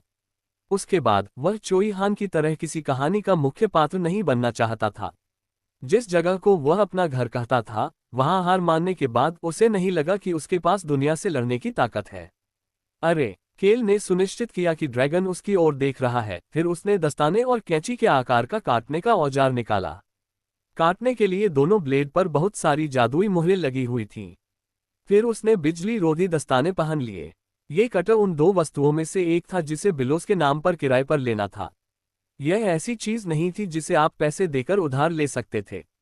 मुझे नहीं पता कि आपको इसकी आवश्यकता क्यों है, लेकिन युवा स्वामी, मैं आपको राजधानी में जीवित देखने की आशा करता हूं। तुम्हें लगता है कि मैं मर जाऊंगा। मैं तो बस इतना जानता हूं कि आप हंगामा मचाने की योजना बना रहे हैं। उद्धरण ... चुप रहो। कैल बिलोस के साथ हुई बातचीत के बारे में सोच रहा था, लेकिन तभी उसे एहसास हुआ कि उसके आसपास का माहौल अचानक बहुत शांत हो गया है। चोई हान अस्त व्यस्त आंखों से कटर को देख रहा था, जबकि बिल्ली के बच्चे भाई बहन कैल से दूर चले गए थे और चोई हान के पीछे छिप गए थे। ड्रैगन अभी भी उसे घूर रहा था। टस्क। केल ने उनकी प्रतिक्रिया पर अपनी जीभ चटकाए और ड्रैगन के पास गया। मन प्रतिबंध श्रृंखला रबर जैसी किसी चीज से बनी थी। अगर यह धातु से बनी होती तो ये बढ़ते हुए ड्रैगन पर फिट नहीं होती। यही कारण था कि इसे कुछ लोच वाली चीज से बनाया गया था। फिर उसने अजगर की गर्दन पकड़ ली। खौफना। बिल्ली के बच्चे गहरी सांस लेते रहे। हालांकि केल ने उन्हें अनदेखा करते हुए आगे बढ़ना जारी रखा, क्योंकि यह काम जितनी जल्दी हो सके करना बेहतर था। कटर ड्रैगन की गर्दन की ओर बढ़ गया। चांदनी के नीचे तेज ब्लेड चमक रहा था और ड्रैगन ने सिर्फ केल की आंखों पर ध्यान दिया।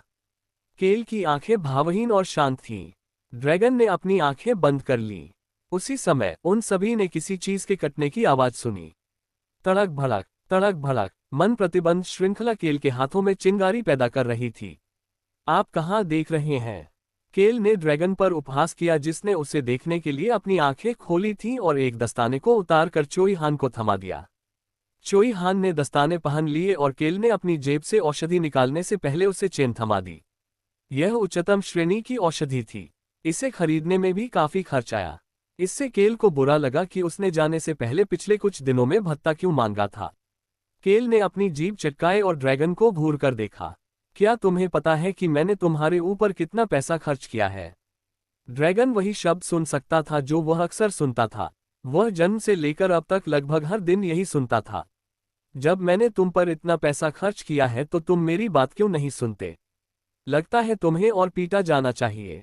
फिर उसे पीटा गया। उन्होंने कहा कि उसे अपने बारे में सोचना बंद कर देना चाहिए और उनकी बात सुननी चाहिए क्योंकि वे उसे पीटना जारी रखते हैं। तथापि चूंकि मैंने तुम पर इतना पैसा खर्च किया है तो बेहतर होगा कि तुम ठीक से ठीक हो जाओ, मूर्ख। अजगर को कोई दर्द महसूस नहीं हुआ। केल ने लगभग आधी मात्रा ड्रैगन की पीठ पर डाली और बाकी उसके मुंह में डाल दी। शुक्र है कि ड्रैगन ने विरोध नहीं किया और उसे निगल लिया। कुछ मिनटों के बाद केल को बस इतना ही लगा कि यह वास्तव में एक ड्रैगन था। मन, जो ड्रैगन के दिल के बराबर था और उसकी सारी शक्ति का स्रोत था, उसके शरीर में हरकत करने लगा। ड्रैगन के शरीर पर लगी सारी चोटें तुरंत गायब हो गईं, और एक नीली आभा जो ड्रैगन के मन की तरह लग रही थी, हवा की तरह उसके शरीर को घेरने लगी। एक पल में हुए इस परिवर्तन ने केल को ये सोचने पर मजबूर कर दिया कि इस दुनिया में ड्रैगन का अस्तित्व कितना डरावना और शक्तिशाली है। अरे, ड्रैगन को अब चोट लगने की कोई वजह नहीं रह गई थी। होशियार ड्रैगन को समझ में आ गया था कि उसके शरीर के साथ क्या हुआ था, क्योंकि उसकी आंखें पूरी तरह से वापस जीवित हो गई थीं। केल ने ड्रैगन की ओर एक कदम बढ़ाया। बच्चा ड्रैगन मुड़ा हुआ था और केल को देखता रहा। केल ने ड्रैगन को अनदेखा किया और पूछा, अब आप क्या करना चाहते हैं? केल ने चुपचाप खड़े ड्रैगन की ओर देखते हुए मुस्कुराना शुरू कर दिया। मुझे पता है कि तुम इंसानों की भाषा बोल सकते हो। तुम एक ड्रैगन हो, दुनिया का सबसे बुद्धिमान और सबसे मजबूत प्राणी। केल ने एक बार फिर पूछा, आजाद होने के बाद आप क्या करना चाहते थे? उद्धरण चिन्ह ... मैं, ड्रैगन ने बोलना शुरू कर दिया। ड्रैगन वाकई इंसानों की भाषा बोलना जानता था। वह इंसानों से कहीं ज्यादा होशियार था। ऐसा हो ही नहीं सकता था कि उसने पिछले 4 सालों में इंसानों की भाषा न सीखी हो। मैं, ड्रैगन को अपने दिल में यह एहसास हो रहा था। अपनी मौजूदा ताकत से वह आसानी से अपने सामने वाले आदमी को मार सकता था। वह पीछे वाले आदमी से डरता था, लेकिन उसके लिए जिंदा बच निकलना संभव था। उसने वह ताकत हासिल कर ली थी जिसके लिए वह इतने लंबे समय से इंतजार कर रहा था। यही कारण था कि ड्रैगन ने आखिरकार वही बात कह दी जो वह पिछले 4 सालों से बार बार अपने मन में सोचता आ रहा था। हालांकि ये पहली बार था जब उसने यह बात जोर से कही थी। मैं जीवित रहूंगा। वह जीवित रहेगा, चाहे इसके लिए कुछ भी करना पड़े। मैं चला जाऊंगा। वह यहां से चले जाने वाला था। उन्होंने अपने अंदरूनी विचार प्रकट किए। मैं वश में नहीं होऊंगा। सच कहा आपने। केल कह रहा था कि ड्रैगन सही था। तुम एक ड्रैगन हो, एक ड्रैगन। तुम्हें आजादी से जीने का अधिकार है। यहां तक कि 4 साल का ड्रैगन भी दुनिया के ज्यादातर जानवरों से ज्यादा ताकतवर था। उसके पास अपने दम पर जिंदा रहने के लिए पर्याप्त ताकत थी, और आमतौर पर ड्रैगन बेहद स्वतंत्र और गर्वित होते थे। वे आमतौर पर 2 साल की उम्र में अपना खुद का ठिकाना बनाना चाहते थे। ये 2 साल के इंसान से बिल्कुल अलग था। केल ने ड्रैगन की आंखों में देखा, जिसे अभी भी इंसानों पर भरोसा नहीं था, और उसने सख्ती से बोलना शुरू कर दिया। मैं तुम्हारी देखभाल नहीं करूंगा। केल के पास किसी ऐसी चीज की देखभाल करने का कोई कारण नहीं था जो उससे ज्यादा शक्तिशाली थी। केल की मदद के बदले में उसे अपने आसपास रखने के लिए बहुत सारे संभावित सिरदर्द भी थे। ये कैट ट्राइब ऑन और होन के बच्चों से अलग था। ड्रैगन केल की सीमाओं से परे था। ड्रैगन केले पर भरोसा नहीं कर सका। झूठा। इंसान झूठ बोलने में माहिर होते हैं। अब ड्रैगन की आंखों में गुस्सा था। हालांकि ये गुस्सा केल पर नहीं था। ड्रैगन स्वाभाविक रूप से बहुत गर्व के साथ पैदा होते हैं। ये गुस्सा उन वर्षों से आया है जब मनुष्यों ने उसके गर्व को कुचल दिया था। मुझे लगता है कि यह सच है। मैं भी काफी झूठ बोलता हूँ। केल ने ड्रैगन की बात आसानी से मान ली और बोलना जारी रखा। जैसे जीना चाहो वैसे जियो। तुम क्या करना चाहते हो? मैं, बच्चे ड्रैगन ने अपना सिर उठाकर रात के आसमान को देखा। ये गुफा के अंदर के अंधेरे से अलग था। अंधेरा तो था, लेकिन फिर भी रोशनी थी। मुझे इंसानों से नफरत है। मैं आजाद होना चाहता हूँ। अच्छा, केल अपनी सीट से उठ खड़ा हुआ। फिर उसने अपने जादुई बैग से कुछ मध्यम दर्जे की औषधियां और एक छोटी थैली निकाली और उसे बैग में डालकर ड्रैगन को सौंप दिया। स्वतंत्र रूप से जिए। ड्रैगन की काली पुतलियां बड़ी हो गईं और हिलने लगीं। हालांकि उसकी आंखों में अभी भी संदेह और आक्रोश था। स्वाभाविक रूप से केल को इसकी परवाह नहीं थी। ये पर्याप्त होना चाहिए। उसने ड्रैगन को आजाद कराया, वेनियन को परेशान किया, गांव को बचाया, और ड्रैगन की बदौलत चोई हान को यह समझने में मदद की कि आजादी का क्या मतलब है। सबसे महत्वपूर्ण बात यह थी कि उसे ड्रैगन की जिम्मेदारी लेने की जरूरत नहीं थी। वह उसकी आंखों में देख सकता था कि वह उसका पीछा नहीं करना चाहता था। यह एक बहुत अच्छा निष्कर्ष था। केल ने अपने दल के सदस्यों से संतुष्ट स्वर में बात की। चल दर, उसने बिना किसी पछतावे के ड्रैगन की ओर पीठ कर ली और चलना शुरू कर दिया। चोई हान चुपचाप कैल के पीछे पीछे चला और अपने रास्ते बदलने पर ध्यान केंद्रित किया। बिल्ली के बच्चे, जो एक पल के लिए झिझके, ने देखा कि ड्रैगन कैल से नजर हटाकर उसके पीछे चला गया। एक बार जब बिल्ली जनजाति का भाई भी उससे दूर चला गया, तो ड्रैगन ने अपना सिर उठाया और उन्हें दूर जाते हुए देखा। उद्धरण चिन्ह ... मुझे इंसानों से नफरत है। वे बुरे हैं। किसी कारण से ड्रैगन मानव की पीठ पर अधिक ध्यान दे रहा था, वह जाति जिससे वह चिढ़ता था और घृणा करता था, न कि रात्रि आकाश पर जिसे वह पहली बार देख रहा था। हॉन धीरे धीरे अपनी बहन ऑन के पास पहुंचा और वे दोनों केल के पीछे पीछे चल पड़े। नूना, मुझे लगता है कि वह हमारा पीछा करेगा। हाँ, मुझे भी ऐसा ही लगता है। क्या मुझे छोटा भाई मिलेगा? यह ऐसा लग रहा है। बिल्ली के बच्चे आपस में बातें कर रहे थे, लेकिन केल ने उनका उपहास किया और पलटकर जवाब दिया, बिल्कुल नहीं। ड्रैगन बहुत घमंडी होते हैं और कभी भी किसी इंसान के अधीन रहना स्वीकार नहीं करेंगे। इसके अलावा ये ड्रैगन इंसानों से नफरत करता है। ऑन के चेहरे पर असहमति दिख रही थी। अगर किसी बिल्ली के चेहरे पर कोई मजाकिया भाव होता तो शायद वह इस समय उनके चेहरे पर होता। ऑन ने अपना सिर हिलाया और धीरे से बुदबुदाई, उद्धरण चिन्ह ... मुझे ऐसा नहीं लगता। उद्धरण चिन्ह ... आहा। हॉन ने अपनी बहन से सहमत होने से पहले अपने पीछे देखा। ब्लैक ड्रैगन अभी भी उनकी दिशा में देख रहा था।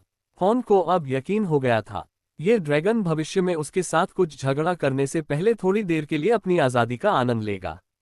केल ने उन दो बिल्ली के बच्चों को आदेश दिया जो एक दूसरे से फुसफुसा रहे थे, जाओ और गोला वापस ले आओ। दोनों भाई बहन गोला लेने चले गए ताकि वे कुछ और बीफ खा सकें। केल ने भाई बहनों की तरफ देखा तक नहीं, उसने चोई हान के कंधे पर थपथपाया। अच्छा काम, आज पहली बार चोई हान ने कुछ बचाया होगा। इससे पहले डाकुओं के साथ लड़ाई हुई थी, लेकिन वह बचाने से ज्यादा सुरक्षा थी। बेशक वास्तविक घटनाएं उपन्यास में गांव के लोगों को ड्रैगन से बचाने से बदलकर उस ड्रैगन को बचाने में बदल गईं जिसे उसने वास्तव में उपन्यास में मार दिया था, लेकिन यहाँ महत्वपूर्ण बात यह थी कि उसने किसी को बचाया था। कैल नेम क्या? चोई हान ने कैले का नाम पुकारने के बाद कुछ देर तक चुप रहा, फिर अंततः उसने एक बार फिर बोलना शुरू किया। क्या होगा अगर ड्रैगन ने फैसला किया कि वह जिस तरह से जीना चाहता है वह तुम्हारा अनुसरण करना है? केल नेम, ऐसा कभी नहीं होगा। क्या होगा अगर? बस काल्पनिक तौर पर कह रहा हूं। काल्पनिक। केल ने कुछ देर तक इस बारे में सोचा, फिर हल्के से जवाब दिया, मैं क्या होगा अगर यह अतीत के बारे में नहीं सोचता। लेकिन किसी कारण से केल को अचानक ठंड लगने लगी और उसने ड्रैगन से दूर जाने के बाद पहली बार अपने पीछे देखा। शुक्र है ब्लैक ड्रैगन दिखाई नहीं दिया। केल ने राहत की सांस ली, फिर सराय में लौटकर सो गया। इसलिए उसे नहीं पता था कि ड्रैगन ने पहली बार अदृश्य होने के लिए जादू का इस्तेमाल किया था और जाने से पहले काफी देर तक उसकी खिड़की पर बैठा रहा।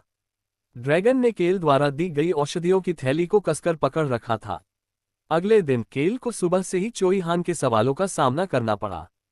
कैल नेम, कुछ ही दिनों में एक शहर बनने वाला है। क्या वह मध्य बिंदु है? चोई हान के लिए अपना भुगतान पूरा करने का समय लगभग आ गया था, जिसके बारे में केल ने बात की थी। इसका यह भी मतलब था कि केल अपने लिए एक और प्राचीन शक्ति प्राप्त करने के करीब पहुंच रहा था। मूल रूप से उपन्यास में मार्क्वेस स्टेन के परिवार का सबसे बड़ा बेटा, जिसे वेनियन ने बाहर निकाल दिया था, उसे लगभग 1 महीने में यह प्राचीन शक्ति मिल जाएगी।